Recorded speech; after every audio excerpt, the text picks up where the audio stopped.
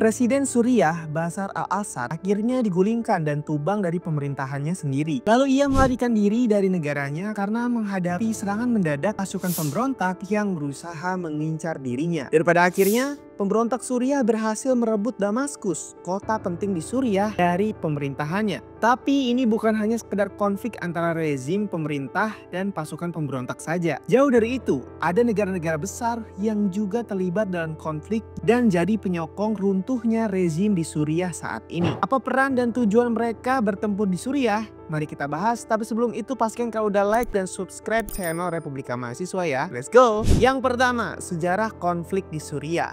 Kalau kita bicara sejarah perang saudara di Suriah, ini semua berawal dari awal tahun 2011 lalu, yang berkembang jadi semakin kompleks dan mengerikan sampai saat ini. Kenapa kompleks? Karena adanya keterlibatan asing. Keterlibatan asing dalam perang saudara di Suriah ini bukan cuma mengacu pada dukungan politik, tapi juga militer dan operasional. Dan tidak hanya satu negara, tapi banyak negara dan organisasi yang ikut serta. Sebagian besar pihak yang terlibat dalam perang menerima berbagai jenis dukungan dari negara-negara asing. Bisa dibilang konflik yang ada ini digambarkan sebagai serangkaian perang proksi yang tumpang tindih antara kekuatan regional dan dunia, terutama antara Amerika Serikat dan Rusia. Pemerintahan Ba'ath di Suriah di bawah Presiden Bashar al-Assad secara politik dan militer didukung oleh Iran dan Rusia. Secara aktif didukung oleh kelompok Hizbullah Lebanon, kelompok Palestina yang berbasis di Suriah, PFLP-CC, dan lainnya. Bahkan sejak 30 September 2015, Rusia telah secara terbuka mengarahkan aset militernya di Suriah dan telah melancarkan kampanye udara intensif terhadap pasukan anti pemerintahan di Suriah untuk mendukung sekaligus mengamankan pemerintahan yang berkuasa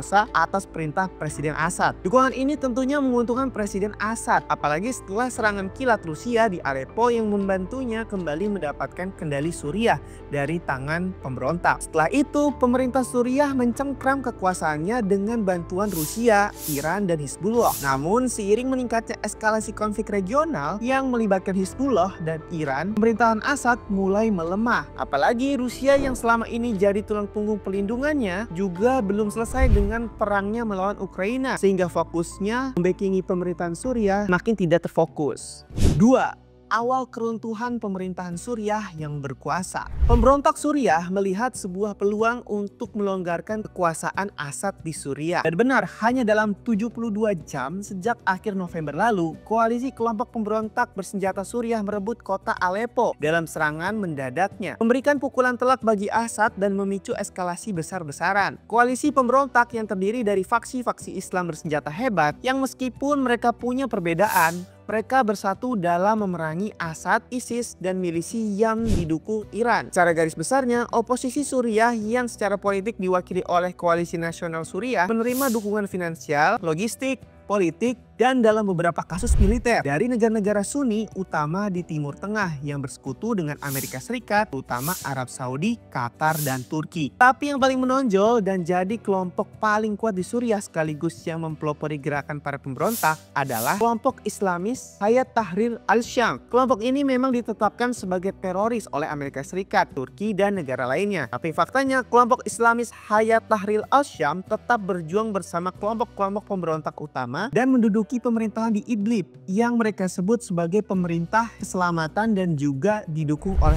AS dan kawan-kawan untuk mengurangi dominasi Rusia di sana. 3. Alasan banyak negara asing terlibat. Yang mungkin jadi pertanyaan di benak kita semua, apa sebenarnya motivasi keterlibatan asing di Suriah? Sebenarnya keterlibatan asing di Suriah sangat kompleks dan penuh dengan kepentingan. Kalau Rusia, seperti yang sudah dibahas sebelumnya, sudah sejak lama Rusia mendukung pemerintahan Assad dan mempersenjatai pasukan pemerintahan Suriah dan memberikan dukungan diplomatik dalam pembahasan damai di PBB. Apa tujuannya? Rusia ingin Assad tetap berkuasa dan mengamankan pengaruhnya di Suriah. Terlebih karena Rusia punya pangkalan militer di Suriah. Sementara itu, misi Iran sama dengan Rusia, mendukung pemerintahan Assad berkuasa. Tujuannya, Suriah sendiri merupakan sekutu lama Iran di Timur Tengah. Iran mempertahankan Assad untuk melawan musuhnya, Israel dan Arab Saudi. Terlebih lagi, Iran butuh Suriah untuk mengirimkan senjata ke Hizbullah di Lebanon. Dan untuk jangka panjangnya, Iran ingin memperluas wilayahnya dari Iran Iran ke Lebanon melalui Suriah dan juga Irak. Jadi pada gilirannya,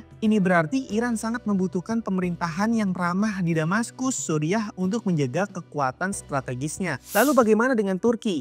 Ini adalah kekuatan luar utama yang mendukung pihak pemberontak. Turki bergabung dengan sejumlah faksi non-Kurdi, oposisi Suriah. Apa tujuannya? Tujuannya untuk menghancurkan Kurdi dan mencegah Kurdi mendapatkan otonomi yang sudah lebih dari 3 dekade bertempur melawan Turki. Termasuk juga ingin menghancurkan ISIS dan kelompok ekstremis yang sudah menyerang wilayah kedaulatan Turki. Bagaimana dengan Amerika Serikat? Awalnya Amerika Serikat ingin menghancurkan ISIS di Suriah dan Irak. Setelah itu mendesak Assad untuk mundur dari jabatannya. Tapi pada dasarnya tujuan Amerika Serikat di Suriah adalah untuk menggeser dominasi Rusia dan juga memblokade Iran dan milisi Hizbullah yang bisa mengancam Israel. Begitu juga dengan Israel, turut mendukung pasukan anti-Assad tetap eksis di Suriah sebagai pemberontak, sementara Ukraina disebut kalau para ahlinya melatih anggota Hayat Tahrir al-Syam dalam keterampilan tempur termasuk mengoperasikan drone bunuh diri untuk menargetkan titik-titik pasukan Rusia di Suriah dalam misi aksi pemberontakannya. Sampai pada akhirnya pasukan pemberontak melancarkan serangan mendadak pada 26 November lalu, menyerang dari daerah-daerah di utara dan barat laut Aleppo dan berhasil merebut kota kedua Suriah, Aleppo. Setelah menguasai Aleppo, hanya dalam kurang dari seminggu aliansi pemberontak mencapai Damaskus. Pemberontak Suriah bahkan berhasil menyita radar Rusia 48Y6K1 Potlet, K1 komponen utama sistem utama pertahanan udara S-400 dan S-300 bersama dengan beberapa tank 90 selama serangan di provinsi Hama. Situasi pun bertambah kacau setelah Amerika Serikat melancarkan puluhan serangan udara terhadap targetnya ISIS di Suriah. Hal ini juga dimanfaatkan oleh Israel untuk merebut zona penyangga demilitarisasi di dataran tinggi Golan. Militer Israel dilaporkan akhirnya telah menerobos masuk ke perbatasan Suriah untuk pertama kalinya sejak terakhir 1974 dengan menggunakan tank. Negara orang jadi arena perang negara asing gini ya. Seolah Suriah diobok-obok nih. 4. Pemerintahan Suriah runtuh, AS dan sekutunya semakin kuat. Jatuhnya rezim Assad sekaligus juga membuat poros perlawanan terguncang dan tentunya menguntungkan pihak Israel. Seperti yang kita tahu, aliansi yang menentang Israel ini terdiri dari Iran, Suriah, dan kelompok proksi Tehran seperti Hizbullah di Lebanon, Hamas di Gaza, dan pemberontak Houthi di Yaman. Dengan tumbangnya rezim yang didukung oleh poros perlawanan, jalur pasokan militer kritis Iran ke Hizbullah kemungkinan akan terputus, mengisolasi kelompok militan Hizbullah dan melemahkannya lebih jauh lagi. Yahya Sinwar pernah mewanti-wanti kondisi ini, di mana ada dilema di Suriah. Sang Assad berarti bersama dengan para teroris Israel, Al-Qaeda, dan juga ISIS. Dan ini bukan sekedar seruan semata. Beberapa akun di X Twitter membagikan video bagaimana pasukan pemberontak di Suriah mulai menyerang orang-orang Kristen dan minoritas lainnya di sana.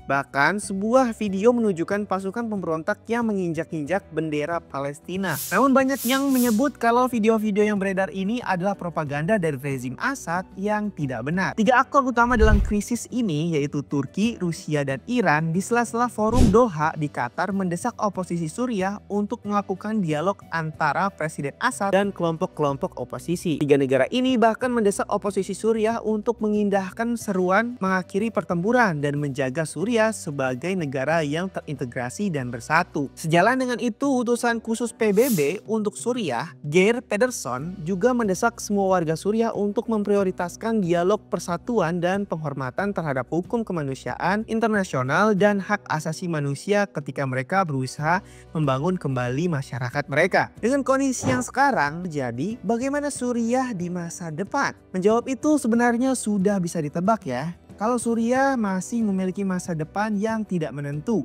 atau tidak jelas. Hal ini dikarenakan banyaknya pihak yang berperang melawan Assad, sehingga mencari pengganti Assad merupakan hal yang dapat diperebutkan sejumlah pihak tertentu yang seringkali malah menjadi kekacauan besar. Bukan hanya rezim Assad yang jatuh, tapi juga pertanyaan tentang siapa yang akan menggantikannya dan berapa waktu lama yang dibutuhkan. Jadi kita bisa dengan mudah melihat berbagai jenis pertikaian regional yang terjadi di Suriah. Tapi kemungkinannya pemimpin baru Damaskus Suriah akan banyak memberikan tantangan di Timur Tengah. Kenapa?